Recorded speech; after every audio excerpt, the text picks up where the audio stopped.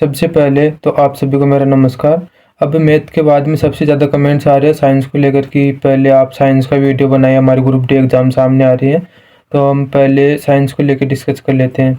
अब कुछ दोस्त बोल रहे हैं कि भैया हम साइंस बहुत जगह से पढ़ लिए, नीरज सर से भी पढ़ लिए और हमने एस के जहाँ सर से भी पढ़ा है। कोई बोल रहे हम यूट्यूब से भी क्लासें ले रहे हैं, प्रैक्टिस भी कर रहे हैं। तो कुछ लोग तो अभी भी ऐसे हैं जो एनसीईआरटी के बारे में भी नहीं जानते, उन्होंने बुक भी नहीं ली। जो मेरे से कई लोगों की बात हुई है जिनको मैंने बोला है कि आप एनसीईआरटी लीजिए और उसके लिए टीचर मैं आपको सजेस्ट कर रहा हूँ।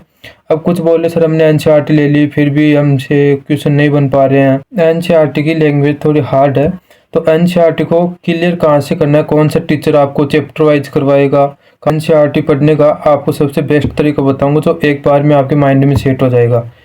अब कुछ दोस्तों को ये भी करना है कि सर हम एनसीईआरटी क्यों पढ़े। अगर एनसीईआरटी क्यों पढ़े तो सभी दोस्त ये देखिए एक बार कि जो भी टीचर्स है वो एनसीईआरटी के बेस पे रेफरेंस बुक क्यों निकाल रहे हैं। जितने भी टीचर बुक निकाल रहे हैं कि एनसीईआरटी के बेस पे, तो उन्होंने एनसीईआरटी से ही तो लाइन टू लाइन उठाई है ना। तो जैसे मान लीजिए मेरा कोई टीचर है, उससे मैं पढ़ गया और उसके बाद मैं आपको पढ़ा रहा हूँ।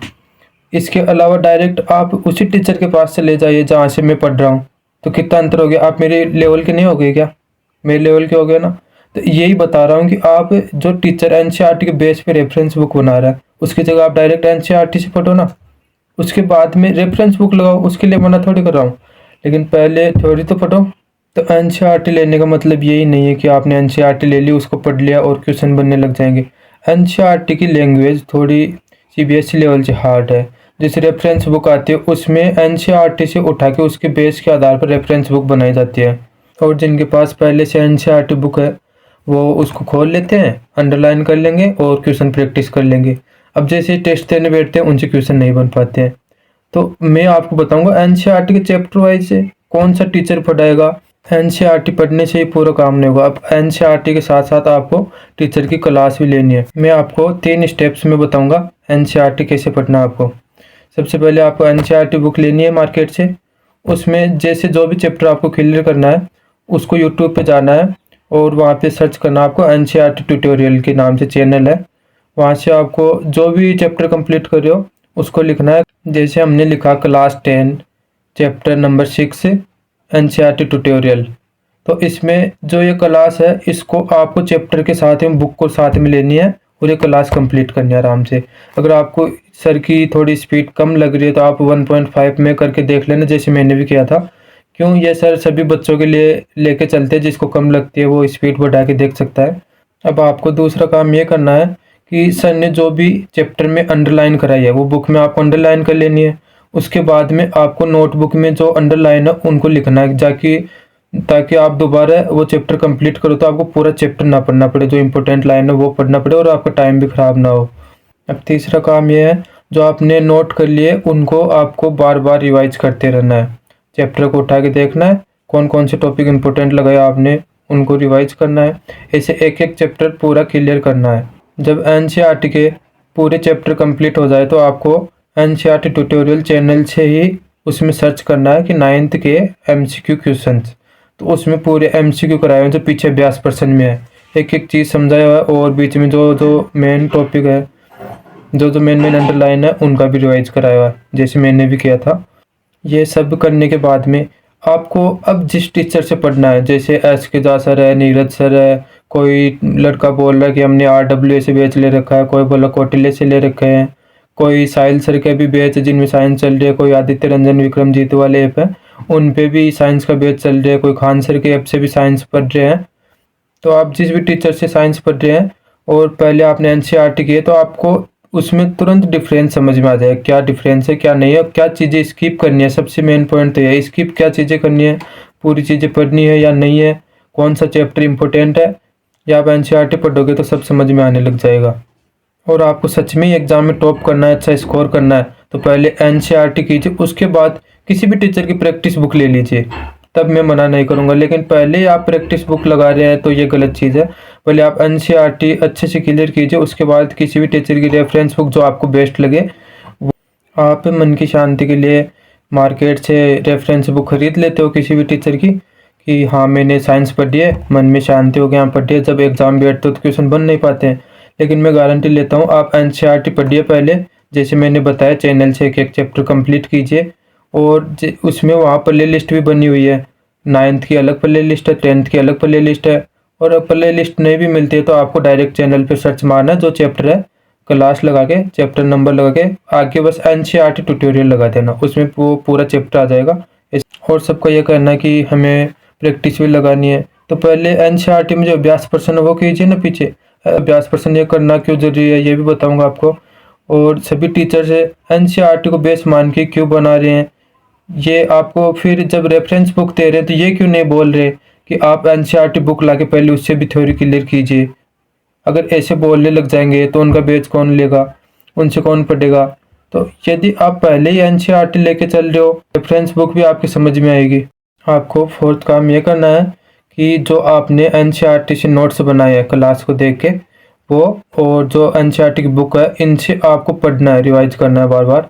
और जो टीचर्स की बुक ली है उनसे केवल आप प्रैक्टिस करना है, ये सबसे बेस्ट तरीका है। जैसे मैंने किया था, आपकी साइंस इतनी अच्छी हो जाएगी पूछे मत। टेस्ट में स्कोर भी अच्छा आने लगेगा, धीरे धीरे अपने आप एक एक नंबर दो दो नंबर स्कोर करने लगोगे आप। अब आप सबके मन में ये हो रहा है कि भैया आपने कौन सी बुक ली थी वो हमें दिखाइए, तो वो मैं आपको दिखा देता हूँ। ये डाउट भी आपको क्लियर कर देता हूँ, मैंने कहाँ से पढ़ा, कौन सी बुक से पढ़ा था। आ जाइए मेरे साथ।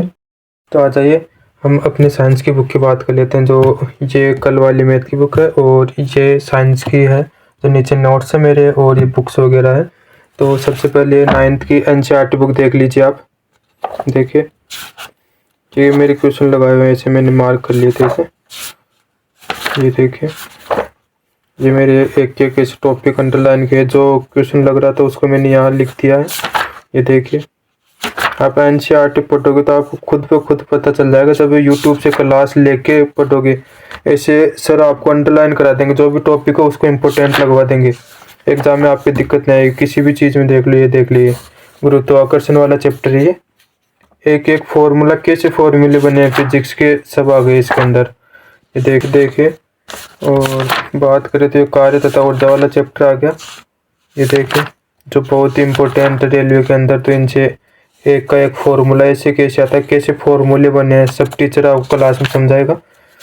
अब आ जाए नेक्स्ट बुक की बात करते हैं। तो 10th वाली है, तो 9th वाली हो गई अपनी। इसके बाद में ये 10th की हो गई, ये 10th की एनसीईआरटी जिससे मैंने पढ़ाई की है। और 10th के आपको चैप्टर दिखा देता हूँ। ये देखिए चैप्टर, इसमें ये मेरे लगाए हुए हैं और ये मेरे कुछ बातें भी लिखी हुई देख सकते हैं आप। ये डेट से 24 जुलाई 2024 के मिशन रेलवे अशोक भाई, अब की बार मुझे कैसे भी जॉब लगना है, ये देखे। और ये मैंने लिख रखे हैं कि इस चैप्टर से एलपी में भी क्वेश्चन आया था इस बार, टेक्नीशियन में भी सेम क्वेश्चन दोनों में देखने को मिला, सेम एनसीईआरटी की लाइन टू लाइन। इस चैप्टर से भी टेक्नीशियन में मेरे को सेम लाइन मिली थी, इस चैप्टर से भी टेक्नीशियन में इसमें भी सेम लाइन टू लाइन मिल रही थी मेरे को। इसलिए मैं आपको एनसीईआरटी के लिए सजेस्ट कर रहा हूँ, आपको एक एक चीज़ समझाने को मिलेगी यहाँ पे। ये देखिए सब इसके अंदर है, देखिए हर चीज़ आपको जो भी इम्पोर्टेंट है, ये क्वेश्चन भी हर चीज़ आपको हल करवाएंगे। ये देखिए आपको बस एनसीईआरटी ट्यूटोरियल वाला जो चैनल है उससे जुड़ जाना है, और जैसे जैसे वो सरकार आ रही है, देखिए अभ्यास प्रश्न पूरे एक एक प्रश्न करवाएंगे आपको। ये देखिए एक एक लाइन जो इम्पोर्टेंट है सभी अंडरलाइन करवाई हुई है, ठीक है। इसके बाद दूसरा डाउट एक और ये है कि सर हम सीबीएसई वाली से पढ़ रहे हैं।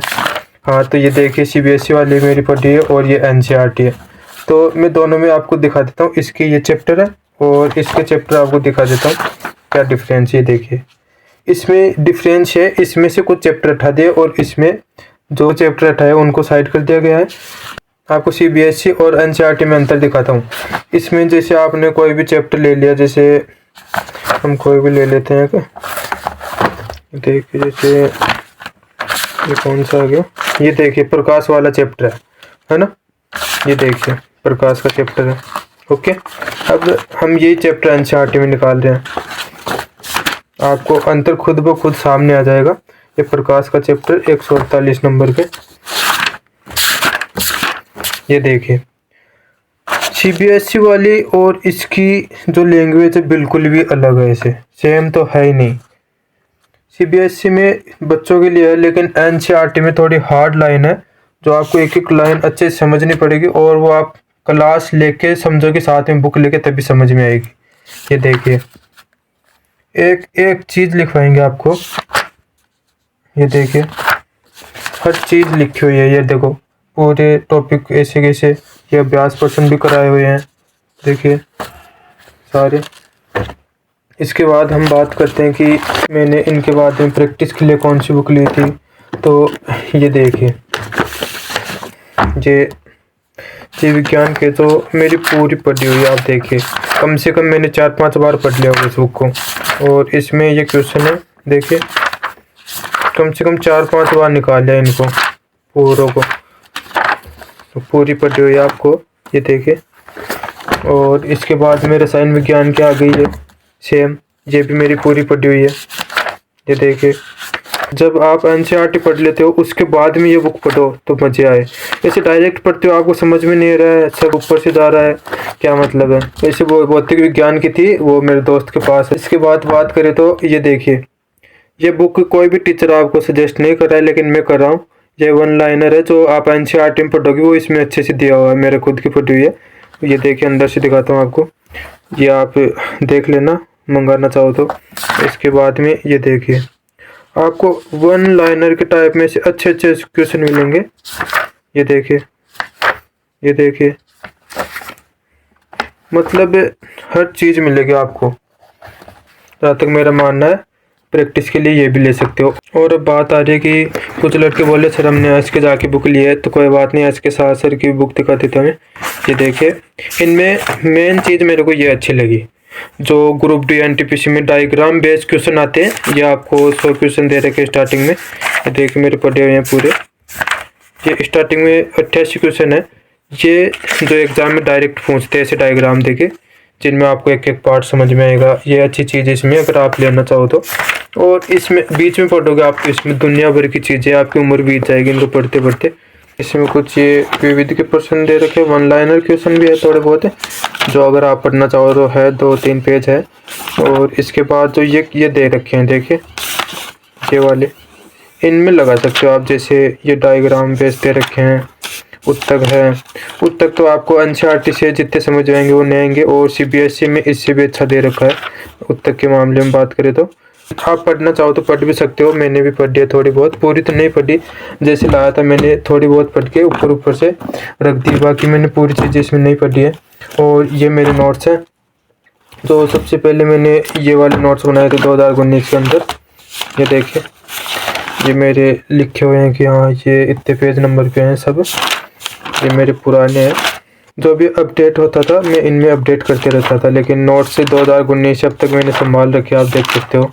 तो और इसके बाद बात करें तो एक ये है मेरी नोट्स की बुक, जिसमें थोड़ी फिजिक्स लिखी है मेरी, जो आपको बेसिक साइंस इंजीनियरिंग में भी बहुत काम आएगी।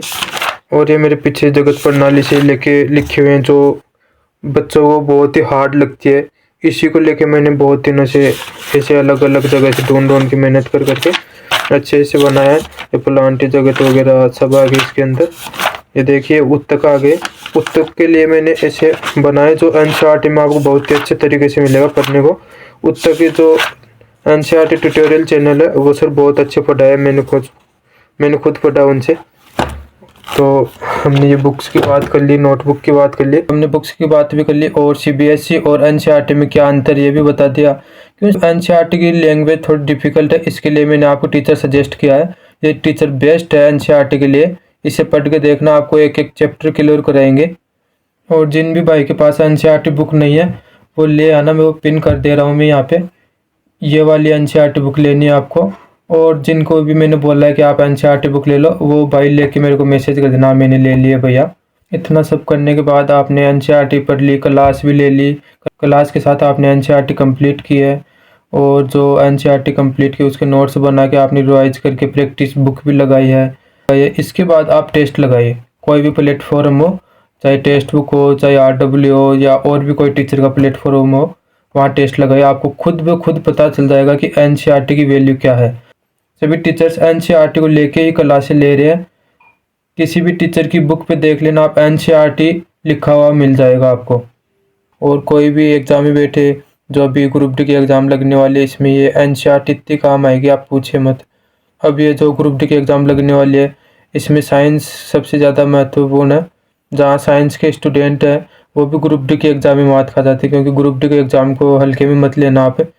और साइंस आगे टेक्नीशियन की है, एलपी की है, एनटीपीसी की है, इन सब में बहुत काम में आएगी। और फिर भी आपको ज़्यादा प्रैक्टिस करनी है और भी ज़्यादा क्वेश्चन की, तो आप यूथ की बुक ले सकते हो, जिससे मैंने भी प्रैक्टिस की है। वो अभी दोस्त के पास है मेरी, यूथ पब्लिकेशन की एमसीक्यू बुक आती है, उसमें साइंस की आप प्रैक्टिस कर सकते हो। जब एनसीईआरटी कंप्लीट पढ़ लो उसके बाद प्रैक्टिस करना। और जैसे आप सभी बच्चों के जैसे रेफरेंस बुक ले लिए, प्रैक्टिस बुक ले लिया, एमसीक्यू लगाए जा रहे हो, टेस्ट लगाए जा रहे हो, तो ऐसे तो पूरे बच्चे कर रहे हैं भाई। अगर आपको कुछ अलग करना है तो अलग पढ़ना भी पड़ेगा। सभी बच्चों की जैसे करोगे तो इतनी तो वैकेंसी आती भी नहीं है कि आप सभी जॉब लग जाओ। जो बच्चे कुछ अलग लेके करे, हट के पढ़ रहे हैं, वही जॉब ले पाते हैं लास्ट तक जाकर।